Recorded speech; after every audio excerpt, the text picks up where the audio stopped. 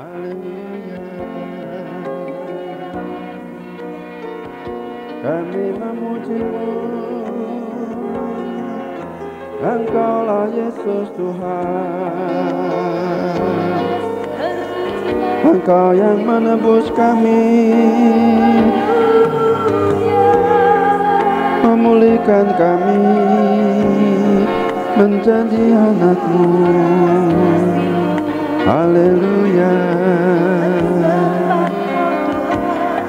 Haleluya Yesus, haleluya. Allah yang Maha Kudus, yang Maha Suci, yang Maha Mulia, yang kami sapa sebagai Bapa, karena kami telah menerima Tuhan Yesus menjadi Juru Selamat kami. Kepada kami telah diberikan hak menjadi anak-anak Allah. Karena itulah kami bersyukur pada saat ini kami boleh panggil Engkau Bapa kami di surga. Terima kasih Tuhan, terima kasih. Engkau menyaksikan anak-anak-Mu bersekutu pada siang ini untuk merayakan akan hari besar, hari kedatangan-Mu ke dalam dunia sebagai manusia.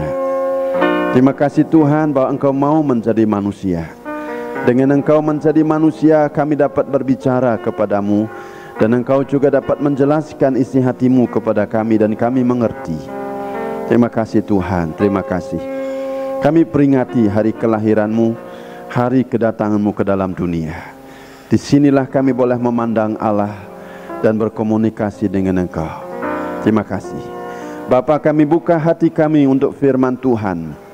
Kami siapkan seluruh hati kami untuk firman Tuhan. Apabila masih ada halangan-halangan dan rintangan untuk firman-Mu masuk, kami bersihkan hati kami, mohon darah-Mu menyucikan hati kami, supaya kami siap menerima berkat firman Tuhan hari ini. Terima kasih Bapa, terima kasih. Urapi setiap kami dengan urapan Roh Kudus secara baru, supaya kami mampu melaksanakan firman-Mu. Dalam nama Tuhan Yesus kami berdoa dan mengucap syukur. Haleluya. Amin. Saudara yang kekasih dalam Tuhan Yesus Kristus, hari ini kita datang untuk merayakan Natal. Sebelum saya akan mengajak kita merenungkan firman Tuhan, saya ingat satu ilustrasi tentang kebiasaan Natal. Di seluruh dunia Natal dirayakan, dan ada banyak acara yang biasanya dibuat, baik oleh gereja, oleh persekutuan, oleh yayasan, oleh lembaga-lembaga Kristiani, dan juga oleh keluarga-keluarga. Dan saya ingat satu ilustrasi, ada keluarga-keluarga biasa mengadakan Natal dan kumpul bersama-sama dari kakek, nenek sampai cucu, kumpul bersama di satu rumah. Dan tidak lupa dengan acara-acara yang meriah, dengan makanan, dengan pohon terang, bahkan juga dengan acara cross kado. Itu sudah acara terkenal, cross kado. Saudara, pada saat acara sudah dimulai dan sampai kepada acara cross kado itu, maka semua menukarkan kadonya, hadiahnya yang tadinya sudah diletakkan di bawah pohon terang dan sekarang diambil kembali dan diserahkan kepada masing-masing yang hadir. Saudara, sesudah semuanya mendapat kado itu, lalu pemimpin bertanya, yang tertua bertanya, apakah sudah semua dapat kadonya? Dan yang sudah memegang mengatakan sudah. Tetapi yang paling kecil, anak yang paling kecil katakan, kurang satu, kadonya kurang satu. Dan dilihat semua sudah pegang kado. Siapa yang belum dapat? Yang kecil berkata, yang berulang tahun hari ini belum dapat. Yang berulang tahun Tuhan Yesus. Karena anak kecil itu pikir pohon terang itulah Tuhan Yesus simbolnya. Jadi habis di bawah pohon terang, tidak ada kado lagi, semua habis diambil. Sehingga anak kecil itu katakan, Tuhan Yesus belum dapat. Padahal yang berulang tahun Tuhan Yesus. Ilustrasi ini menggambarkan satu kebiasaan yang sering kali lupa dengan tujuan. Kebiasaan-kebiasaan dilakukan, tapi kehilangan tujuan, kehilangan arah. Dan saya tidak mau Natal kita pada siang ini kehilangan tujuan. Untuk itu saya akan ajak kita merenungkan firman Tuhan dalam perayaan Natal pada siang ini. Apa tujuan kedatangan Tuhan Yesus ke dalam dunia? Apa tujuan Allah menjadi manusia? Apa tujuannya? Mari kita lihat pembacaan firman Tuhan. Semua saudara yang bawa Alkitab, saya akan ajak membaca dari Yohanes pasal 1. Yohanes pasal 1 memberitakan tentang Natal secara sangat ilahi, tentang eksistensi Yesus. Yohanes pasal 1 ayat 1 sampai ayat 18. Saya akan ajak kita membaca secara bersama-sama. Semua kita yang bawa Alkitab, Yohanes pasal 1 ayat 1 sampai 18, kita baca bersama-sama. Firman yang telah menjadi manusia. Kita baca bersama-sama. Pada mulanya adalah firman. Firman itu bersama-sama dengan Allah, dan firman itu adalah Allah.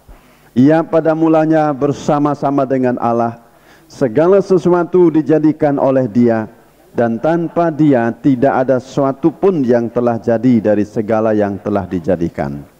Dalam Dia ada hidup, dan hidup itu adalah terang manusia. Terang itu bercahaya di dalam kegelapan, dan kegelapan itu tidak menguasainya. Datanglah seorang yang diutus Allah, namanya Yohanes. Ia datang sebagai saksi untuk memberi kesaksian tentang terang itu, supaya oleh dia semua orang menjadi percaya. Ia bukan terang itu, tetapi ia harus memberi kesaksian tentang terang itu. Terang yang sesungguhnya, yang menerangi setiap orang, sedang datang ke dalam dunia. Ia telah ada di dalam dunia, dan dunia dijadikan olehnya, tetapi dunia tidak mengenalnya. Ia datang kepada milik kepunyaannya, tetapi orang-orang kepunyaannya itu tidak menerimanya. Tetapi semua orang yang menerimanya, diberinya kuasa supaya menjadi anak-anak Allah, yaitu mereka yang percaya dalam namanya. Orang-orang yang diperanakkan bukan dari darah atau dari daging, bukan pula secara jasmani oleh keinginan seorang laki-laki, melainkan dari Allah.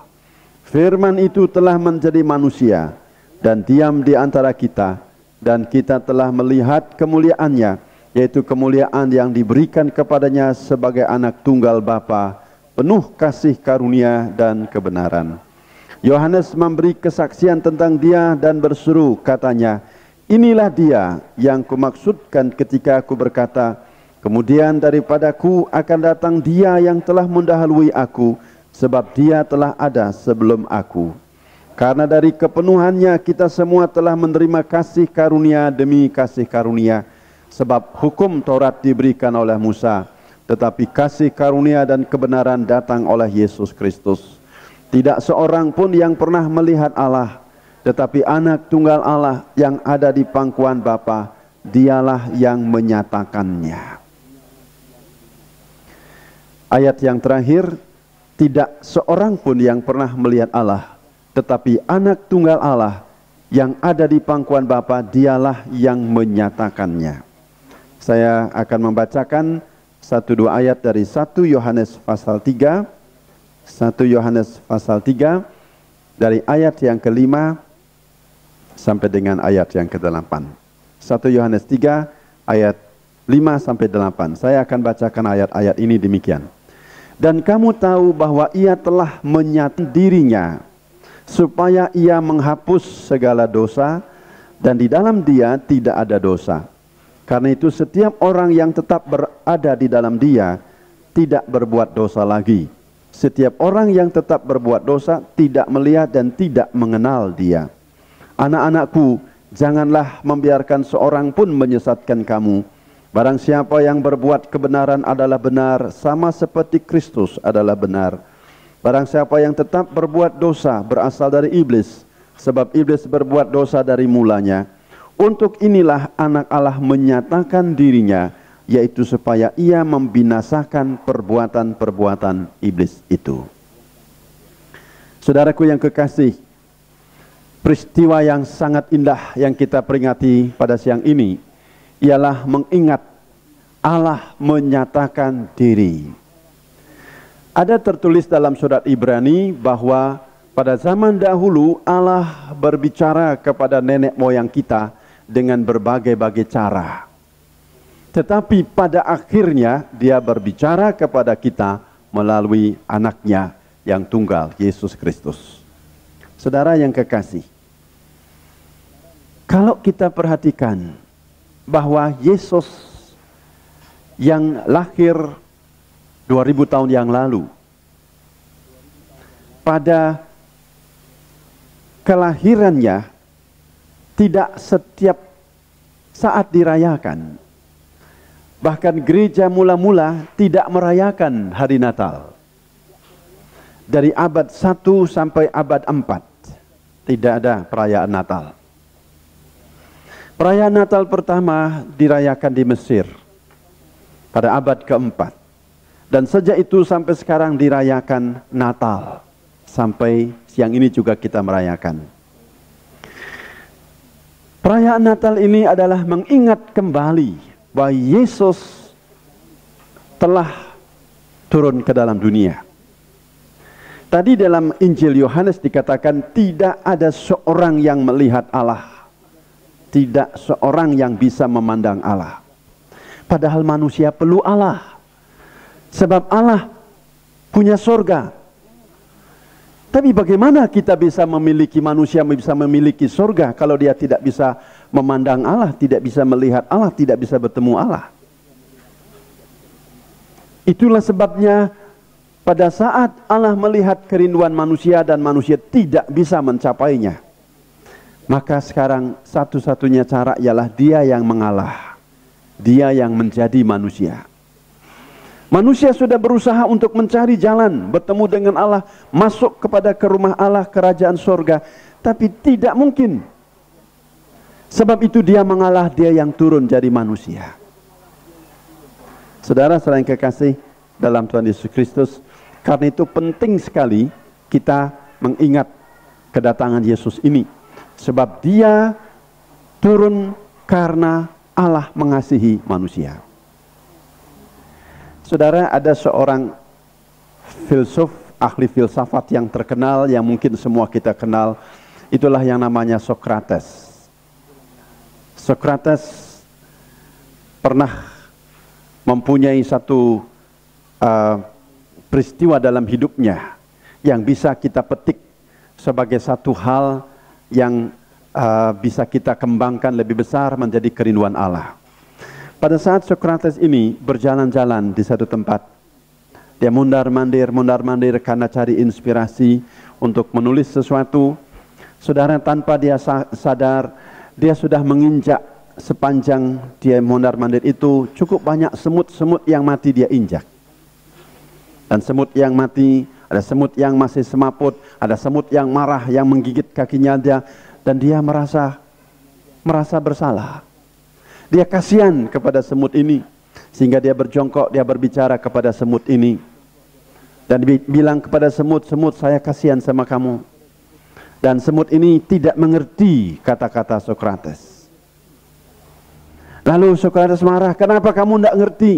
Saya sudah bicara, saya mengasihi kamu, saya kasihan kamu, saya minta ampun kepada kamu karena saya sudah bersalah menginjak sebagian kamu." Semut tidak mengerti. Sadarlah Sokrates bahwa dia berbicara kepada semut yang tidak mengerti bahasa manusia.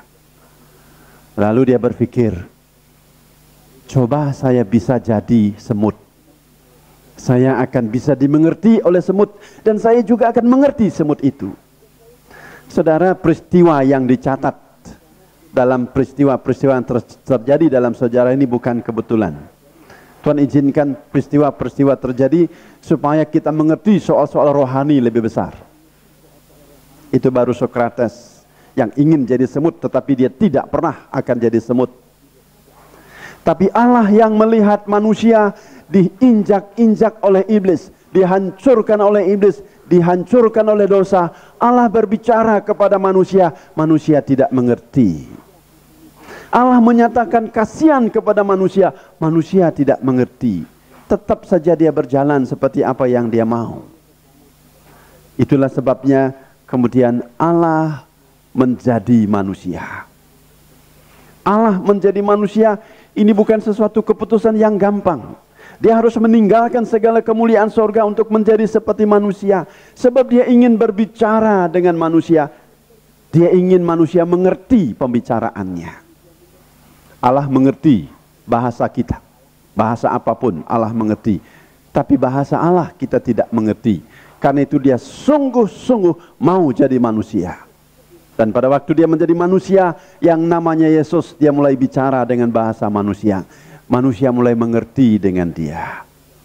Puji Tuhan, itulah yang kita renungkan. Kalau Allah menjadi manusia, dia sekarang bisa dimengerti oleh kita. Dan kita sekarang harus mengerti bahwa Yesus itu adalah Allah yang menjadi manusia. Dikatakan tadi pada mula pertama ada firman. Firman bersama-sama dengan Allah. Dan firman itu adalah Allah. Firman ini menciptakan manusia, menciptakan dunia. Jadi Yesus ada sebelum dia datang sebagai manusia. Dia datang sebagai manusia hanya menyatakan diri dari keadaan yang tidak nyata sebelumnya. Karena dia ada dari kekekalan. Sebelum dia lahir sebagai manusia, dia sudah ada. Dan pada waktu dia ada, dia belum nyata. Karena dia roh, dia firman. Maka yang kita peringati sekarang ialah dia menyatakan diri, menunjukkan diri. Jadi bukan berarti Yesus baru ada 2000 tahun yang lalu, bukan. Memang Yesus secara manusia lahir 2000 tahun yang lalu. Nanti bulan Februari ini di Yerusalem akan ada peringatan besar hari lahir Tuhan Yesus yang ke-2000 dan juga ulang tahun kota Yerusalem yang ke-3000. Pasti akan ramai luar biasa di Yerusalem bulan Februari ini. Dan saudara-saudara, saya mengerti itu adalah kelahiran Yesus secara manusia. Tapi Yesus sudah ada sebelum segala sesuatu ada. Dia hanya menyatakan diri. Yang tidak kelihatan sekarang menyatakan diri. Untuk apa dia menyatakan diri? Saya yakin seluruh perayaan di dunia tidak akan ada artinya kalau maksud dan tujuan Yesus menyatakan diri tidak dimengerti. Sebab itu saya mengajak kita merenungkan pada saat ini, untuk apa Yesus menyatakan diri? Untuk apa Allah menyatakan diri? Dalam 1 Yohanes 3 tadi ayat 5 dikatakan, dan kamu tahu bahwa ia telah menyatakan dirinya supaya ia menghapus segala dosa. Itu tujuannya datang. Supaya dia menghapus segala dosa. Sehingga siapa yang menerima Yesus, dosanya dihapus. Lalu dikatakan, sebab itu siapa yang tetap berbuat dosa, dia tidak kenal Yesus. Meskipun dia ngotot bilang saya kenal Yesus, dia sebetulnya tidak kenal Yesus. Karena ayat yang ke-6 meneruskan, karena itu setiap orang yang tetap berada di dalam dia tidak berbuat dosa. Tidak mau berbuat dosa, tidak berbuat dosa. Setiap orang yang tetap berbuat dosa tidak melihat dan tidak mengenal dia. Sebab maksud Yesus menyatakan diri ialah menghapus dosa. Kalau kita tetap berdosa, sudah Kristen tetap berdosa, saudara tidak kenal Yesus. Firman Tuhan katakan. Sebab itu tujuan Allah menyatakan di dalam Yesus menghapus dosa. Sehingga pada saat saudara mengaku mengenal Yesus, dosa harus bersih, dosa harus terhapus. Tidak ada dalih untuk mengatakan saya tetap dalam dosa, tapi tetap tidak tinggalkan Yesus. Tidak bisa. Ini ayat yang jelas. Supaya dikatakan Yesus menghapus dosa. Itu tujuan kedatangannya.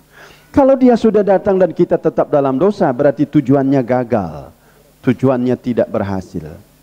Sebab itu saudara, mari kejar kekudusan. Mari kejar pengampunan dosa. Kejar penghapusan dosa. Kalau kita lakukan ini, kita sudah kenal Yesus. Kita sudah menerima kedatangan Yesus. Saudara, tadi dalam Yohanes pasal 1 dikatakan, dia datang ke dalam dunia.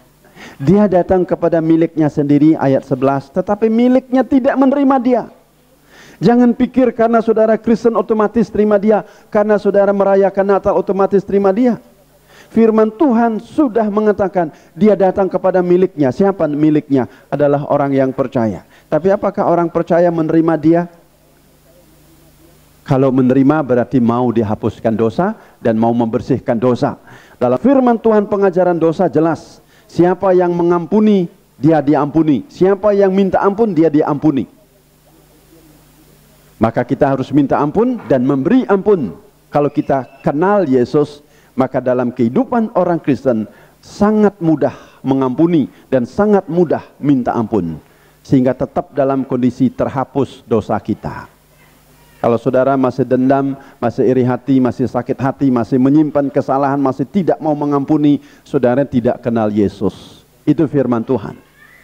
Ayat 6 tadi, dalam 1 Yohanes 3. Siapa yang tetap berbuat dosa, dia tidak melihat dan tidak kenal dia. Jangankan menerima, kenal juga tidak. Dan orang yang tidak kenal dia, apa yang akan terjadi?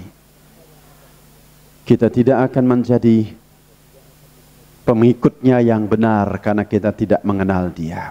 Itu maksud kedatangan pertama. Ini topik yang besar, soal penghapusan dosa. Yang kedua di sini dikatakan tujuan kedatangan Yesus, ayat yang ke-8. Barang siapa yang tetap berbuat dosa berasal dari iblis, sebab iblis berbuat dosa dari mulanya.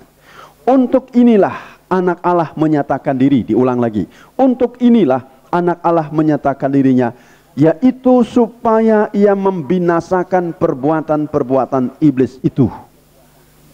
Supaya ia membinasakan perbuatan-perbuatan iblis itu. Apa perbuatan iblis? Satu topik yang besar. Membahas mengenai perbuatan iblis yang diungkapkan oleh Alkitab. Dari kitab Kejadian sampai kitab Wahyu, perbuatan iblis diungkapkan oleh Alkitab. Sebab itu saudara, Yesus datang untuk membinasakan perbuatan iblis. Sehingga setiap orang yang merayakan Natal, setiap orang yang menerima Yesus, dia harus siap ikut bersama Yesus membinasakan perbuatan-perbuatan iblis. Perbuatan iblis, dosa, melakukan dosa itu perbuatan iblis. Sakit hati, mengadu domba, berpecah satu dengan yang lain karena merupakan sesuatu yang diadu domba oleh iblis. Iblis mempunyai kegiatan-kegiatan cukup banyak dalam Alkitab. Membinasakan, mendidik orang-orang berdusta, berbohong, melakukan hal-hal yang tidak benar. Itulah perbuatan iblis. Mengikat orang supaya orang tidak bebas menyembah Tuhan. Menuntut orang supaya orang itu harus membayar nyawanya kepada iblis. Perbuatan-perbuatan iblis dibinasakan dengan cara Allah menyatakan diri dalam Yesus. Yesus menyatakan diri sebagai manusia. Dan ini tujuannya. Kalau kita merayakan Natal dan kita mengerti tujuan kedatangan Yesus, saya yakin perayaan kita sungguh berarti. Sebab pada saat kita terima Yesus, perbuatan iblis harus benar-benar binasa. Perbuatan iblis habis. Kita bukan lagi diperalat oleh iblis untuk mengacaukan, untuk melakukan hal-hal yang membuat orang lain menderita dan sakit. Kita harus ikut terlibat dalam tujuan kedatangan Yesus membinasakan perbuatan iblis. Saudara-saudara yang kekasih, saya sedih mendengar beberapa saat ini di mana ada banyak berita yang dibaca di koran atau di majalah, bahkan di televisi, tentang adanya kegiatan-kegiatan yang mempergunakan jasa-jasa setan, jasa-jasa iblis, jasa jin misalnya. Ya, jin sekarang diperjualbelikan, tapi timbul dalih bukan diperjualbelikan, itu hanya mas kawin katanya. Perbuatan iblis sekarang terus dipromosikan. Dan yang saya sedih ialah termasuk ada orang yang mengaku Kristen membeli jin. Bukan celana jin, jin, setan. Untuk jaga restoran, untuk jaga pabrik, untuk jaga perusahaan, untuk jaga rumah. Meskipun mahal, berani membeli. Ada yang 3 juta, ada yang 6 juta, yang 12 juta. Berani dibeli, ada yang beli 2, 3 untuk jaga toko, jaga ini. Kenapa orang Kristen juga mengaku percaya Yesus, padahal tidak membinasakan pekerjaan iblis, bahkan mempekerjakan iblis. Lalu pada waktu ditegur, dia berkata, habis kami sudah lama berdoa, tidak ada sesuatu. Kalau berdoa saja lama, kami ke gereja lama. Ya, dalam satu seminar, saya mengadakan seminar mengenai okultisme di antara kaum wanita yang punya bisnis woman, ya, yang sukses dalam bisnisnya.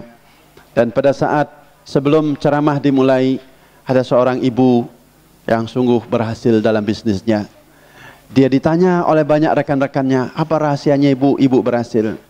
Oh, dia katakan, ora et labora. Ada kerja, ada bekerja, dan ada berdoa. Ada berdoa dan ada usaha. Kalau ke gereja, kalau persekutuan berdoa, minta kepada Tuhan.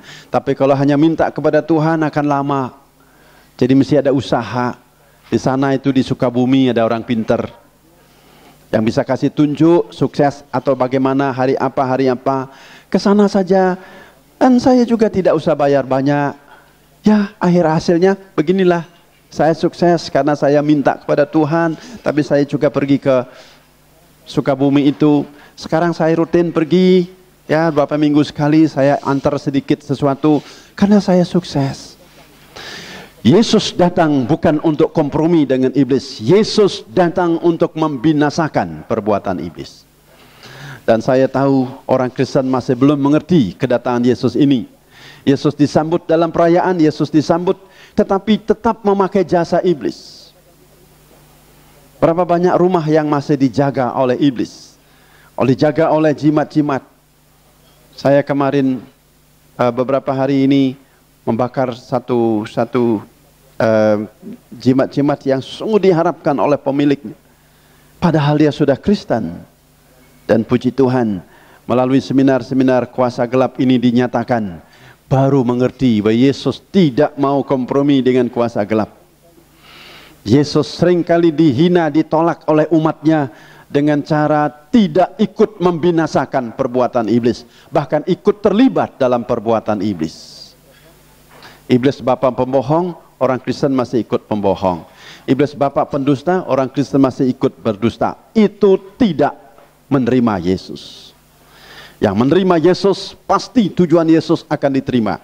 Membinasakan perbuatan iblis. Tidak ada bohong lagi, tidak ada dusta lagi, tidak ada adu domba lagi, tidak ada hal-hal yang menjadi kebiasaan iblis lagi. Dibinasakan. Sebab itu, siapa yang merayakan Natal secara betul, dia menerima Yesus, maka tujuan Yesus berhasil dalam dirinya, dalam rumah tangganya, dan dalam persekutuannya. Yesus membinasakan perbuatan iblis. Iblis bisa membuat orang menderita. Orang bisa sakit luar biasa. Karena iblis membuat orang sakit. Banyak penyakit yang sekarang tidak bisa disembuhkan dengan obat lagi. Banyak penyakit yang sekarang tidak bisa lagi ditolong secara medis. Karena perbuatan iblis. Tapi pada waktu Yesus datang, penyakit jenis ini dibinasakan iblisnya, maka penyakitnya juga lenyap. Dan saya banyak melihat contoh semacam ini, saudara. Karena itu kita dalam perayaan siang ini, mari kita mengerti tujuan kedatangan Yesus. Kalau tujuan kedatangannya kita tidak mengerti, kita hanya akan mengadakan seremoni tanpa mengerti tujuannya. Tujuannya Yesus mau datang, mau membinasakan perbuatan iblis. Terima dia, maka dosa harus disingkirkan semua, dan iblis pun harus dibinasakan, dan tidak akan memakai jasa dia. Saudara-saudara yang kekasih, Yohanes 1 tadi mengatakan dia datang kepada miliknya, miliknya menolak dia, tidak menerima dia. Kadang-kadang kita terganggu, hanya kenal berkat Tuhan, Tuhannya tidak kenal. Saudara ingat penyanyi yang terkenal, musisi yang terkenal, komponis yang terkenal, Mozart. Sampai sekarang ciptaannya begitu banyak dipakai. Suatu saat ada pagelaran musik ciptaan Mozart yang luar biasa, dipentaskan di satu aula yang besar sekali, dinyanyikan oleh artis-artis dan musisi-musisi yang hebat. Dan pada waktu gedung yang mewah, megah, dipenuhi dengan orang, pengagum, penyanyi, pengagum ciptaan Mozart, penyanyi-penyanyinya disanjung, mendapat tepukan tangan yang hebat. dan semua mereka bergembira mendengarkan lagu-lagu yang hebat. Tetapi saudara, apa yang terjadi? Pada saat itu, sementara di dalam gedung terjadi konser yang besar dengan penuh kemegahan, kemewahan. Di luar ada seorang pengemis duduk di pintu depan. Dan saudara, tidak ada orang yang hiraukan pengemis itu. Padahal pengemis itu adalah Mossad sendiri. Dia duduk menjadi pengemis di depan pintu, sedangkan ciptaannya semua dinyanyikan di dalam dengan megah dan luar biasa. Tidak ada orang kenal Mossad. Entah dia sengaja jadi pengemis atau memang dia menderita jadi pengemis sehingga jadi pengemis. Tetapi peristiwa mencatat bahwa dia duduk di pintu hall itu yang luar biasa megahnya sebagai pengemis, dan tidak ada orang kenal dia. Dan saudara-saudara, sementara penyanyi-penyanyi dan ciptaannya dipuja-puja, ciptaannya diagung-agungkan, sang pencipta di depan gedung menderita luar biasa. Tuhan izinkan terjadi hal-hal semacam ini di dunia untuk mengerti hal-hal rohani. Saudara, peristiwa itu dicatat dalam catatan-catatan sejarah. Dan itu mengingatkan kita bahwa masih ada kemungkinan kita lupa kepada pencipta, sedangkan ciptaannya kita pakai, kita agungkan, kita puji, kita nikmati. Yesus adalah firman. Dan firman itu menciptakan manusia dan menciptakan seluruh keindahan dunia ini. Dikatakan tadi, kalau tidak ada ia, tidak ada sesuatu yang terciptakan. Yesus datang. Dan kita telah menikmati ciptaannya. Dunia dinikmati, kehebatan dinikmati, ekonomi dinikmati, semua kemajuan-kemajuan dinikmati. Apakah kita ingat penciptanya? Atau kita lupa seperti Mossad, pencipta lagunya dilupakan, sedangkan lagunya dipakai, dijunjung tinggi. Saudara-saudara kekasih, kita tidak mau mengulangi sejarah semacam itu. Kita merayakan Natal dengan maksud menyambut Yesus. Bukan seperti yang anak kecil tadi katakan dalam ilustrasi pertama saya katakan. Anak kecil mengerti Yesus belum mendapat apa-apa, sedangkan yang lain semua senang-senang.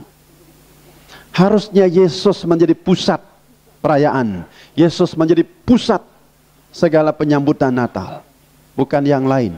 Bukan dekorasi. Bukan konsumsi. Bukan segala sesuatu yang lain. Bukan suksesnya acara. Tapi Yesus. Kalau itu yang terjadi, saya yakin Natal saudara berhasil. Karena saudara akan menjadi orang yang dihapuskan dosa saudara. Saudara akan menjadi orang yang dibersihkan dari perbuatan iblis. Maka saudara akan mengalami hidup damai sejahtera dengan Allah seperti yang Yesus rencanakan. Rencananya mendatangkan damai sejahtera dengan Allah. Sehingga saudara-saudara, pada siang ini saya ingin kita merayakan Natal ini dengan poin ini. Mengerti maksud kedatangan Yesus. Menghapuskan dosa, membinasakan perbuatan iblis. Dan Yesus katakan, demikianlah dia datang ke dalam dunia ini supaya barang siapa yang percaya kepadanya tidak binasa, melainkan beroleh hidup yang kekal, selamat. Tetapi barang siapa yang tidak percaya, dia dihukum. Yesus memberi pilihan, tidak memaksa. Siapa yang percaya tidak binasa. Siapa yang tidak percaya dihukum. Saudara, tidak ada sesuatu yang dipaksakan, tapi dia memberi kebebasan. Dan kebebasan ada pada saudara dan saya. Yang mau menerima, dikatakan dia akan mengalami keindahan hidupnya. Dosanya dihapuskan.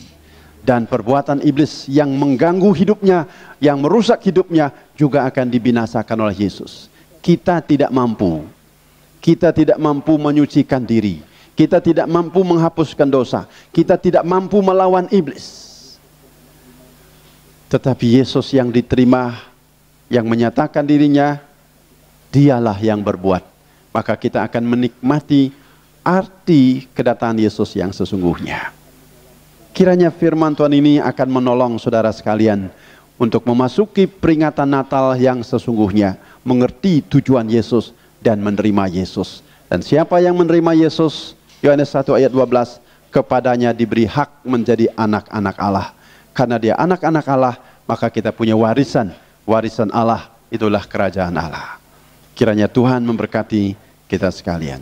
Amin. Kita tundukkan kepala kita dan kita akan berdoa.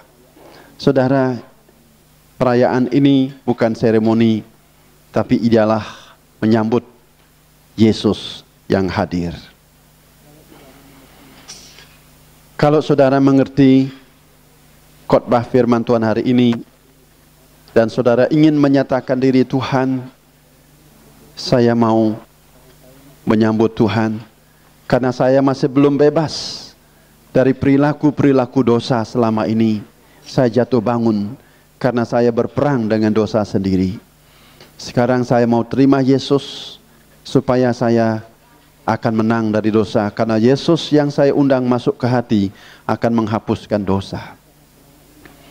Atau yang berusaha selama ini melawan iblis, segala perbuatan iblis tidak mampu dikalahkan. Dan kalau kita mengerti firman Tuhan, Yesus datang membinasakan perbuatan iblis. Dengan mengundang Yesus masuk hati, maka perbuatan iblis juga akan lenyap, akan kalah di dalam diri kita. Saudara, kalau saudara memahami firman Tuhan ini, perayaan Natal ini ialah satu kesempatan untuk menerima Yesus masuk hati kita. Kalau kita mau diselamatkan, kalau kita mau dihapuskan dosa kita, kalau kita mau iblis dinyahkan dari hidup kita yang mengganggu hidup kita, kalau kita mau diselamatkan. Dengan kita berdiam diri, saudara renungkan arti Natal ini. Dan apabila di antara saudara sungguh-sungguh merasa perlu memperbaharui pengakuanmu untuk menerima Yesus, maka saya akan berdoa untuk minta Yesus masuk hati. Tapi saya tidak mengerti siapa yang mengambil langkah mau atau tidak mau. Maka yang mau saya ajak berdiri seperti saya berdiri.